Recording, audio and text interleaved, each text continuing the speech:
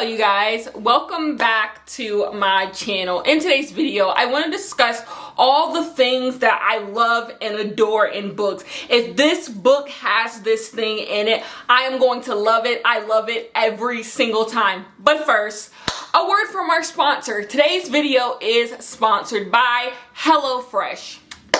It is February, which means it's all about love and getting together, and what is better than cooking a meal with someone that you love? HelloFresh allows you to get in the kitchen, try new recipes together, and just cook with each other and spend that quality time. I know a lot of us made New Year's resolutions this year. HelloFresh will allow for you to keep those resolutions, keep those goals, and really stay on top of it with the meals that will be sent to your home. HelloFresh is delicious. They offer so many meals that you can choose from to break out of your recipe rut. My favorite thing about HelloFresh is the fact that you do not have to think about it. It's just like, it is right there, and it's something new. It's something you haven't had before. I love it. I love it. I do.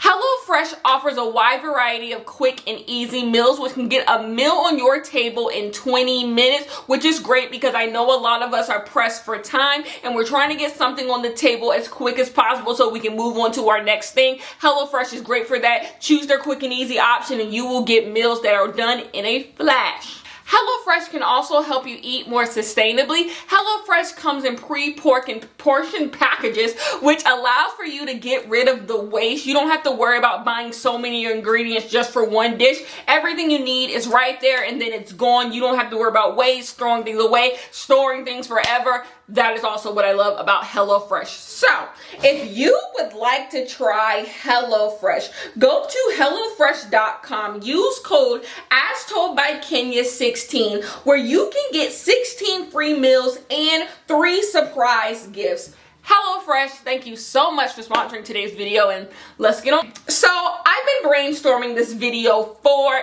a minute because I have been reading books, and there are certain things in books that always work for me. They always work for me. Like, when it is in a book, I instantly love it. Now, it does not mean I necessarily instantly love the book, but I always love these components in books. So I made a list. I made a list on my phone of all of the things that I love in books, and so we are going to go over them. I'm going to show you some books that are doing what I'm talking about. Now, some of these I do not love. I do not love the book, but it's doing it just in case you want to know what I'm talking about, because usually I say things and you're like, I don't really get it, but I'm gonna give you some like examples of books that do this, and so we can really discuss them. So the first one is last page plot twist. A plot twist that occurs on the last page. I read a lot of thrillers.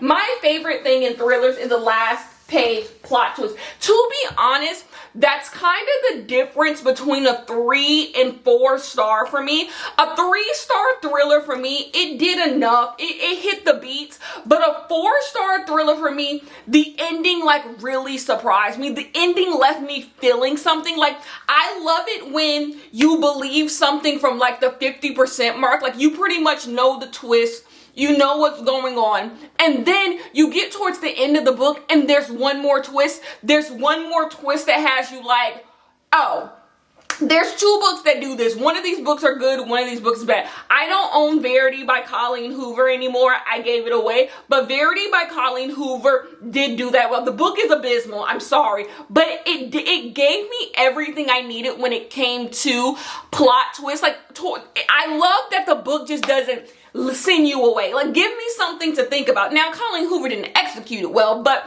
that is what I mean. I mean when you get through the whole book and you're like, okay, I got the twist, I know what was happening, and they give you one more thing to go home with. A book that is good, that did that well, The Last Flight. These are kind of spoilers, so if you don't want to be spoiled, I'm sorry, but I have to give you guys like examples so you know what I'm talking about. I love a book that just hits you one more time. It hits you one more time and it's like, what's true, what's not? I love it. I love it so much. That's my favorite thing in thrillers. Like I said, it's the difference between a 3 and 4 star. A 3 and 4 star. What is the ending? Did you hit me with one more punch? Everyone knows every time I read a thriller and I post my review on Goodreads, which my Goodreads is As Told by Kenya, we up. My thing is always, it needed one more twist. It needed one more twist. I need one more twist. I need the main twist, and I need a twist. I need a twist. Like, I need an accomplice, somebody who was in on it. I need a strange neighbor. I need someone who was creepy the entire time to give me something. The next thing that I enjoy in books, I love them in two types of books. I love them in thrillers, and I love this in romance books. I love cheating and I love secrets. For in a thriller, The Favorite Daughter is a perfect example. The husband is cheating on the wife. I love it every single time. I love a thriller where either the main person in the thriller is cheating or their partner is cheating on them. I love it every single. This is what I mean in a thriller. For a thriller to work with me, there has to be our main plot, the thing that's like driving our protagonist, and then there has to be outside mess. That's what I love about a domestic thriller. When a domestic thriller is at its best, it has all types of shenanigans, and my favorite shenanigan for a thriller to have is cheating. I love cheating in thrillers. I do. I love them every single time. I love when someone is being shysty. I love when someone is cheating on their partner. It is my favorite thing.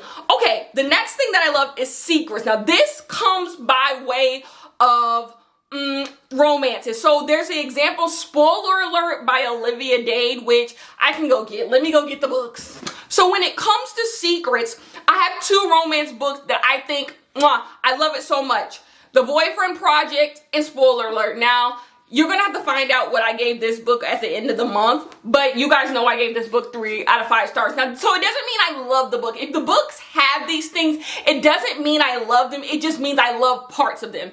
I love secrets. I love when people keep secrets in romance books. I love morally corrupt characters. I don't need my romance to be cut and paste. This person's perfect. This person's perfect. They get together. Their romance is perfect. I need secrets. And what I love the most about both of these books is the fact that the hero is the one keeping the secrets. I love it so much. But our protagonist, our heroine, she doesn't know. So we are aware of something that someone else doesn't know. Now, like I said, I don't love both of these books. I'm not gonna lie. I don't love both of these, but I love those elements. It kept me reading this book. The secret that the hero is keeping in this book kept me reading it. I just love when characters are sticky. I love when characters are just like not perfect. Like they do questionable things. I love it. I love it so freaking much, especially because I know in the end we're supposed to like these two people together. So I always want to know how these characters get out of their situation from telling their lies. And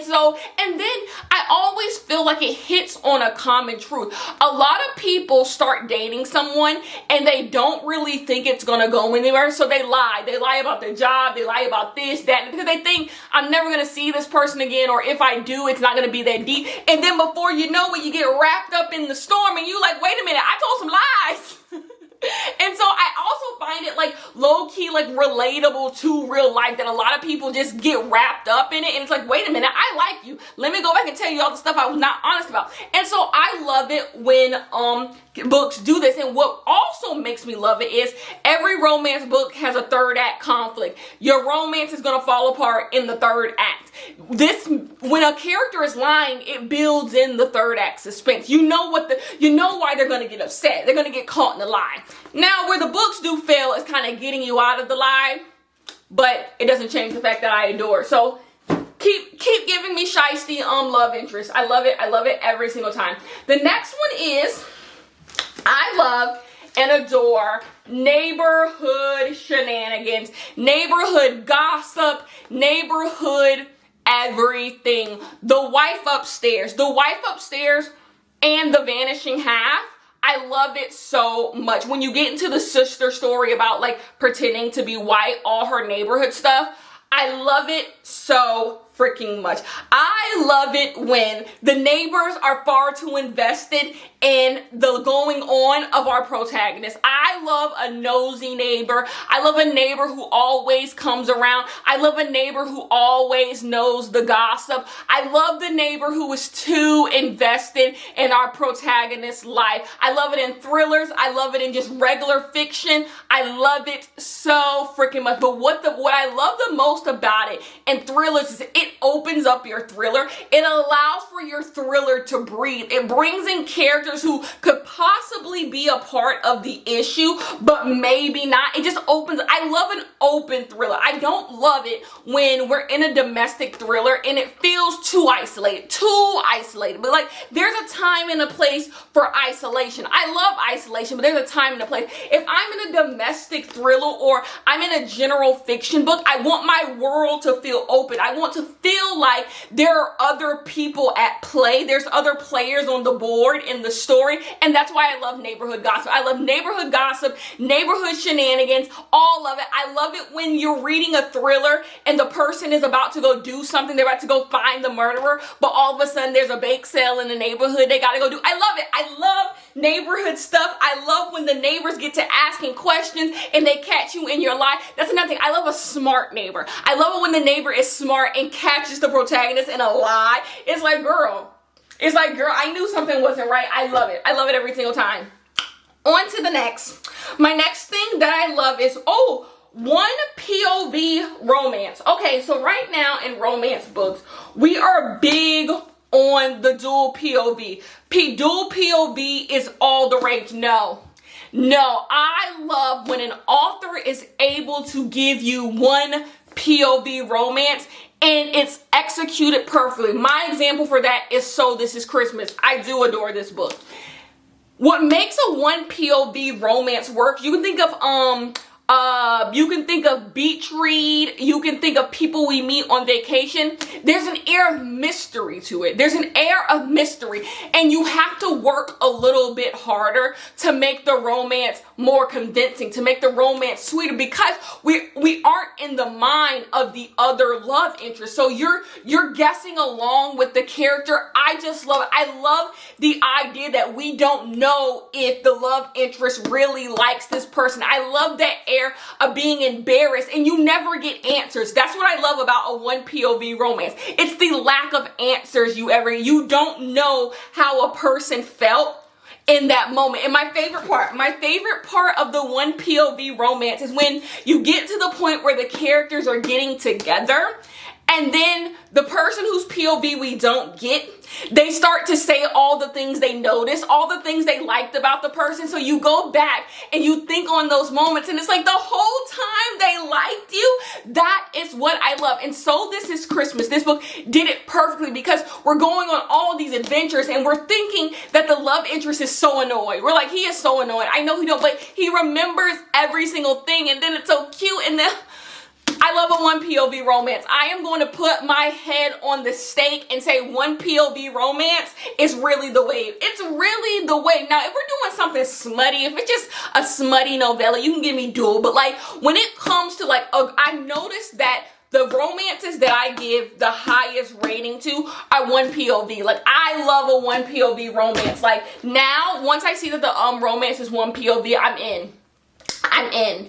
The next thing, man does not want to like girl. That sounds crazy, but hear me out. Man does not want to like girl. The Bridal Test. I love it every single time. I love it. Let me get the other book who does this too. I'm back. The Bridal Test and The Beautiful Ones. I love it when you have a hero. A hero who, like, you know they're going to end up together because that's what we're here for. Especially in The Bridal Test. That's what we're here for. And they do not want to like the person. Liking the person kind of like is not in their best interest. Like, they're okay with their life. They're like, I'm trying my best to not like you. And little by little, it's a slow burn. It has to be a slow burn. And little by little, the heroine chips away at their exterior like, little by little, they start to notice things that they like about the person. I love it every single time because you can go by the book. You can have a by the book romance and like they both like each other and they ride off into the sun. That's fine. But when it comes to like a good romance where it's like they don't want to like each other, like one person likes the one person, the other one just doesn't want to like, I don't want to like you. Like, get away from me. Like, let's not do this. Like, yuck. I love it. I love it when the romance starts with a good yuck. Like, but then slowly it's like, because also that's realistic. That's the thing. Romances aren't all the same. Like, everyone's love story with their partner is all different. You can go ask anyone, like, how'd you meet your husband? How'd you meet your wife? How'd you meet your boyfriend? How'd you meet this? And everyone has a different story. You have the stories where it's like, I didn't even like that person, or I love that person. Like, and so when books give you those different point of views, that is what I love. And I love it when one person does not like the other. One person, unrequited love, I guess. One person does not like it. It's just like, I'm not really feeling this. I'm not really feeling this. I love it. I love it every single time. Let's move on. Let's move on to the next thing. Sneaking in your house. Of all of the ones I'm about to tell you, this is probably my favorite one. In a thriller, when our main person, our protagonist, I guess, when they find out that someone has been sneaking in their home, it does it for me every time. It does it for me every time. An example of that would be The Therapist. Also, did not love this book, but The Therapist has this in it. When someone is sneaking into your home, I eat it up every single time. Every single time someone, while you're sleeping, someone has been in your home, you wake up and you find that a cup is in a different place. You wake up and you find that, I didn't leave this bed unmade. I heard something creaking in the night. Why is this door open? I love it so much. And what I love the most when it's done is when the person who is sneaking in your home wants you to find out. Like, not when they're just sneaking in here like, I'm trying to, no. They want you to find out they're sneaking in your home. So they subtly change little things in your house until you come to the realization. And to make it best, I love it best when the person whose home they're sneaking into, finally it dings on them that someone's been in their home, and then they start to recount all the other weird things that have happened, they've woken up to, and it's like, oh, they've been sneaking in my house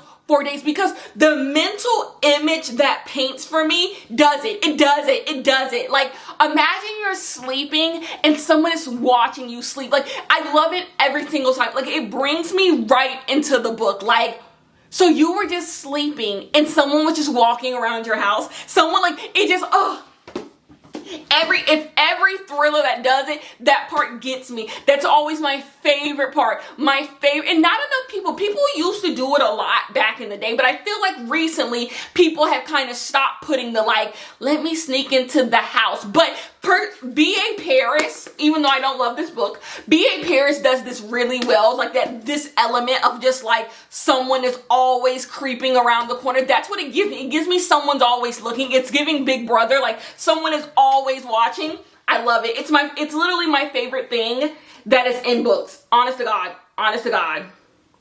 Okay, the next thing is the unconcerned love interest. I am going to use Beach Read for this. The unconcerned love interest. Oftentimes, when you are reading a book, the protagonist is so quirky and so lovely. They have all of these things that make them just such a great human being. They're so beautiful and great.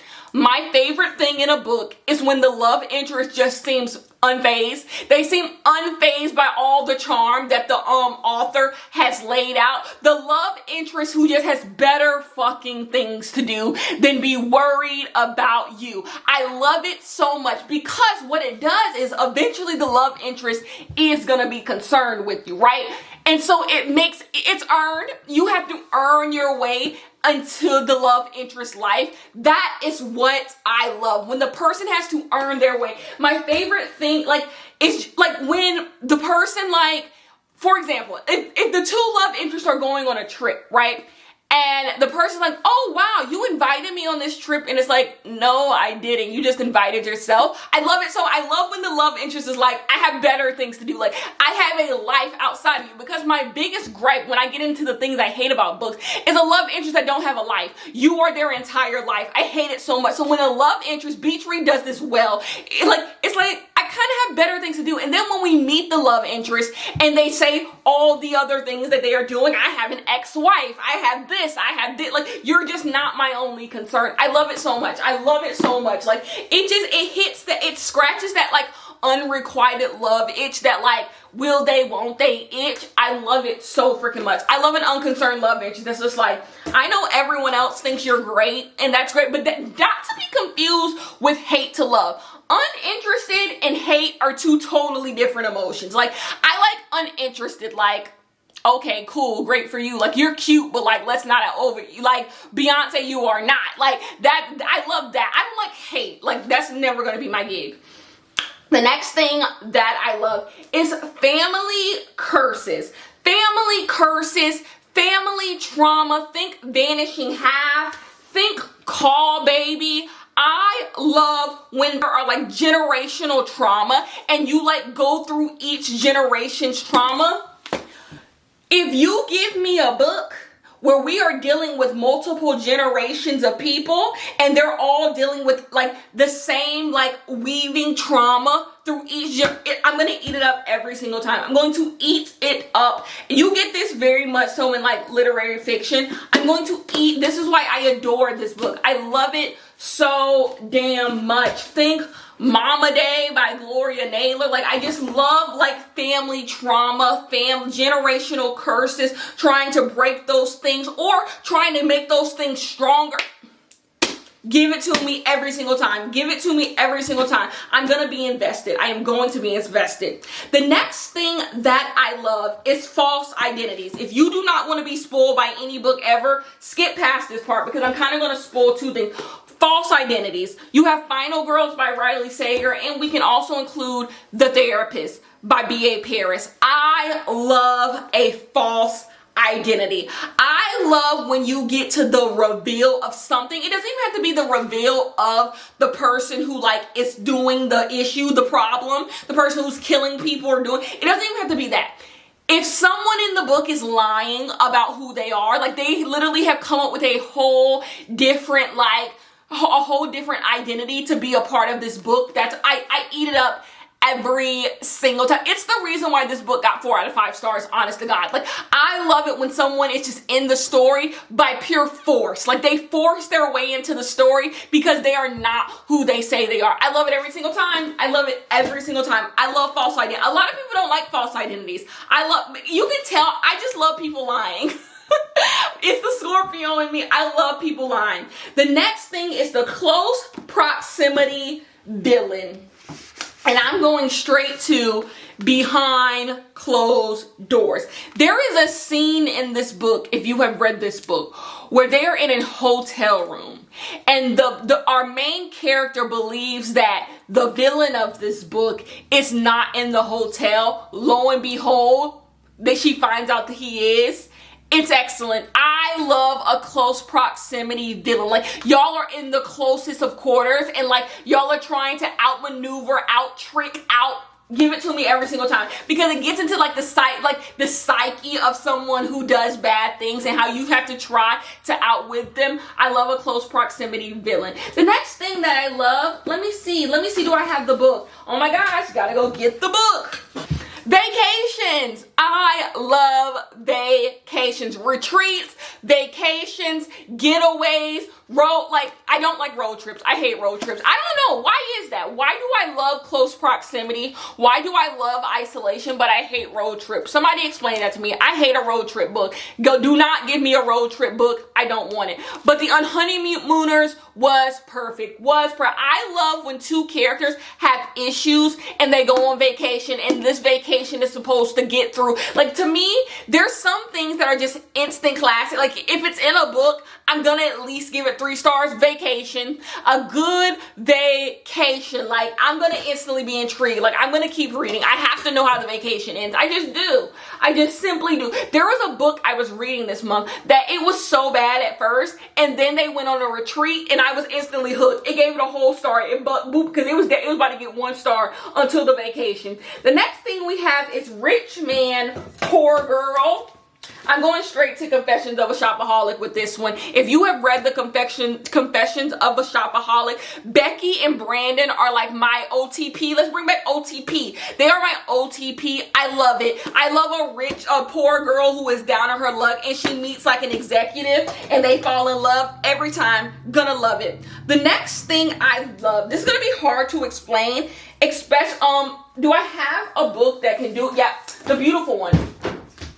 I love a love interest swap. Hear me out. For my Colleen Hoover girls, I'm going to throw you guys a bone. It ends with us. I love a love interest swap. This is a love interest swap. When you are in a book and you believe that one person is supposed to be like a love interest, like, ooh, he's cute, he's suave. Or when it comes to the beautiful ones, oh, these 2 people who couldn't be in love, oh my gosh.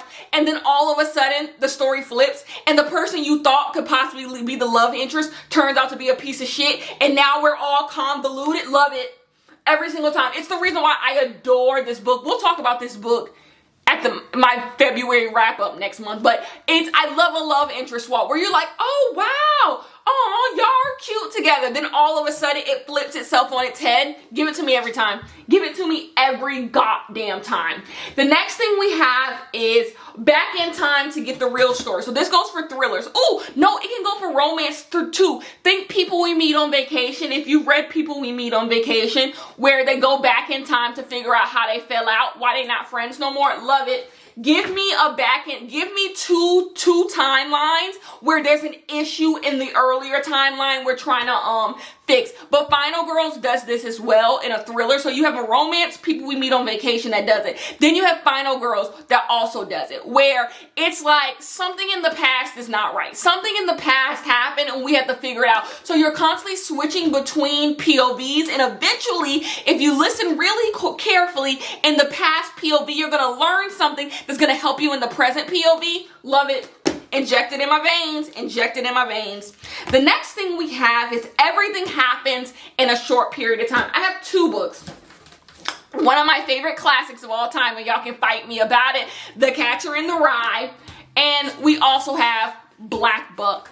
I love it when everything that happens in a book happens over a short period of time. I like it when you start a book and we're one place, and in a matter of weeks, months, not even a year, you're in a totally different place, either mentally or just like physically. I love it so freaking much. I love it when you get just a book, a narrative that is just a slice of someone's life. I love TV shows like this, like when it's all said and done, after 6 seasons, only a year has gone by. I love it so much. I just love books that take place in very short periods of time. Lastly, we're going to bring in my favorite book of all time. If it didn't fall, I love Unexplained family magic. It is one of my favorite things. I love magical realism when it comes to Black people. For some reason, other places don't love it. When it comes to Black people, I love magical realism. I love unexplained powers that like everyone understands but you, the reader. I love when the reader is left at a distance. Like, you don't get it because you're not a part of this, but if you were a part of this, you would get it. But you should still learn to appreciate it. I love it so much. There's a reason why Mama Day is my favorite book of all time, because it has a lot of these things I mentioned on this list. Love it every single time. This video was a lot. I hope you guys I have to go put all these books back on my bookshelf. But I went through and I tried to give you guys examples. Now I am literally deep conditioning my hair as I edit this video right now, and I realized I forgot one, you guys. Another thing that I love in books is the close proximity hater. I love when someone who is close to one of our protagonists is a big hater. I love it so much. I love people in books who are just ridiculously mean, and they have their reasons. Like, you know why they're nasty, but it doesn't excuse why they're nasty. I love it every single time. The Beautiful Ones did it well with the character of Valerie. I love a hater. I love a big, nasty hater who is just plotting on the downfall of our protagonist. Will the protagonist see that they got a hater amongst them? I love it. I love a good hater. I do. If you can't tell, I love mess. Anyways, let me close out the video. Bye.